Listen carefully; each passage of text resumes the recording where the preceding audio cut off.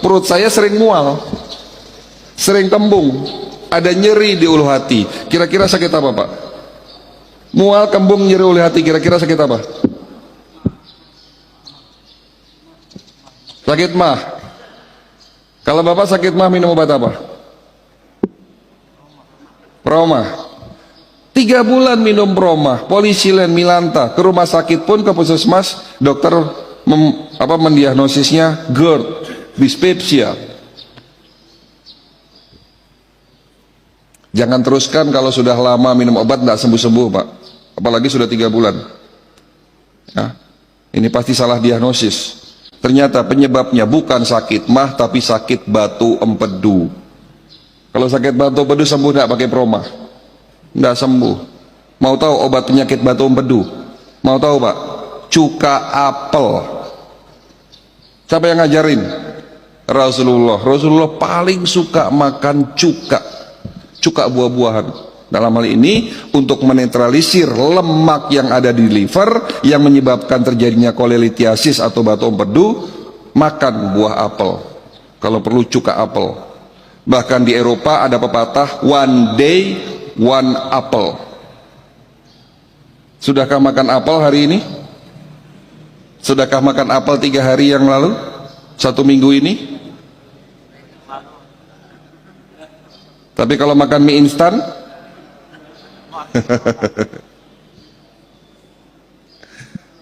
iya Pak. Jadi kalau Bapak ingin lemaknya itu tidak numpuk di liver, atau bahasanya sebagai fatty liver, yang itu bisa menyebabkan terjadinya batu empedu, sering-sering makan apel. Kalau perlu kita siapkan setiap hari minum 2 sendok cuka apel. Itu obatnya. Alhamdulillah beliau sembuh Pak. Nyerinya, mualnya, kembungnya setelah batu empedunya hilang, setelah livernya itu bersih dari lemak. Pak, penyebab penyakit diabetes apa Pak? Gula. Manis-manis.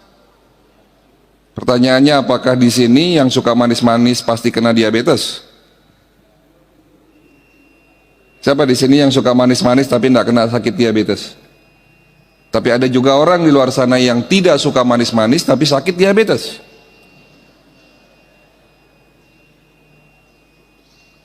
Ya, betul. Apa penyebab penyakit diabetes kalau begitu? Pola makan umum. Sekarang saya mau sedikit ngasih kuliah nih. Di dalam tubuh kita adalah satu kesatuan, mulai dari sistem organ, suborgan, jaringan, dan sel. Bagian terkecil dalam tubuh kita adalah sel. Betul? Ada berapa jumlah sel dalam tubuh kita? 500 triliun sel. Mulai dari sel kulit, sel otot, tulang, dan organ. Semua dibentuk oleh sel. Sekali lagi tolong perhatikan, bagian terkecil tubuh kita adalah sel. Jadi artinya jika ingin membuat tubuh Bapak sehat dan kuat, buatlah sel kita sehat dan kuat. Jadi kalau ada penyakit muncul, berarti terjadi kerusakan sel. Lalu apa penyebab penyakit diabetes? Kerusakan sel pada organ pankreas dan kerusakan sel pada hormon insulin. Pertanyaannya, apa yang menyebabkan pankreas dan hormon insulin itu rusak? Apa? Ada yang tahu? Teori terbaru yang kami pelajari hari ini, ternyata kerusakan sel dalam tubuh kita disebabkan karena adanya radikal bebas. Tolong sekali lagi kata ini dicatat, ini poin penting. Apa itu radikal bebas? Radikal bebas adalah sebuah senyawa molekul dalam tubuh kita yang terbentuk akibat proses oksidasi yang berlebihan.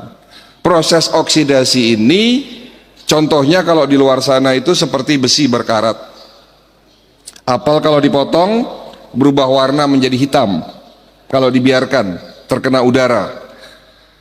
Minyak goreng yang tadinya jernih setelah digoreng berkali-kali akan berubah warna menjadi menghitam. Itulah proses oksidasi. Ini terjadi dalam tubuh kita mulai dari kita lahir sampai kita nanti wafat, dan tidak bisa dihindari. Proses oksidasi tidak bisa dihindari. Oleh karena itu Allah menciptakan penawar terhadap proses oksidasi itu sendiri. Tolong sekali lagi ini perhatikan. Karena adanya proses oksidasi, sehingga Allah menciptakan penawar terhadap proses oksidasi itu sendiri. Namanya anti apa, Pak? Antioksidan. Antioksidan ada di mana? Ada di sekitar kita dan ada di dalam diri kita sendiri. Paling banyak ada di mana? Ada di buah-buahan. Kalau Bapak ingin mencegah dan mengobati penyakit jantung koroner, ada antioksidan kuat yang namanya resveratrol, ada di dalam biji anggur. Jadi kalau mau mencegah dan mengobati penyakit jantung dan stroke, silahkan makan anggur yang ada bijinya. Bijinya dikunyah, ditelan, jangan dibuang, Pak. Karena di dalam biji anggur mengandung antioksidan yang namanya resveratrol. Kalau Bapak ingin mencegah penyakit prostat, nah ini kan hari ini banyak bapak-bapak yang usia di atas 60 tahun sudah mulai susah kencing tidak tuntas. Itu bisa dipastikan karena sakit prostat. Kalau ingin mencegah penyakit prostat, ada antioksidan kuat yang namanya lycopene, ada dalam biji tomat. Kalau Bapak Ibu ingin mencegah penyakit kanker, ada antioksidan namanya bromelin, ada di dalam bonggol nanas. Bonggol nanasnya dibuang, katanya keras, sementara itu adalah obat untuk penyakit kanker. Jadi kalau Bapak makan nanas, bagian tengahnya jangan dibuang, Pak.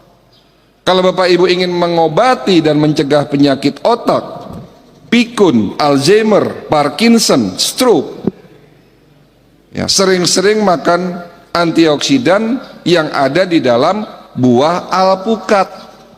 Allah menciptakan penyakit berikut dengan penawarnya, sementara penawar itu ada dalam sekitar kita, yakni ada di buah-buahan. Tetapi Allah juga menciptakan penawar terhadap oksidasi antioksidan yang namanya glutathione dan superoksid dismutase.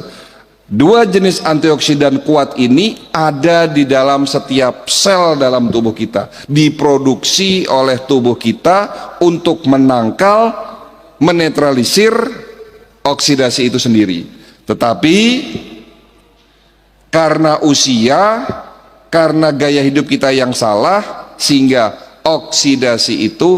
antioksidan itu setelah usia di atas 40 tahun, produksi antioksidannya sudah mulai menurun. Ya, tolong diperhatikan, saya ngomongnya agak pelan-pelan ini supaya bisa dipahami. Setelah usia di atas 40 tahun, antioksidan internal yang diproduksi dalam tubuh kita sudah mulai menurun. Oleh karena itu rata-rata orang sakit diabetes, hipertensi, jantung dan stroke ada di atas usia 40 tahun. Jadi kalau Bapak ingin mencegah penyakit diabetes, perbanyak antioksidan.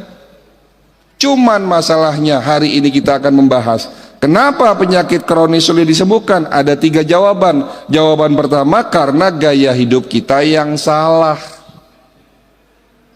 Nanti ada korelasinya, ada hubungannya antara gaya hidup yang salah dengan oksidasi.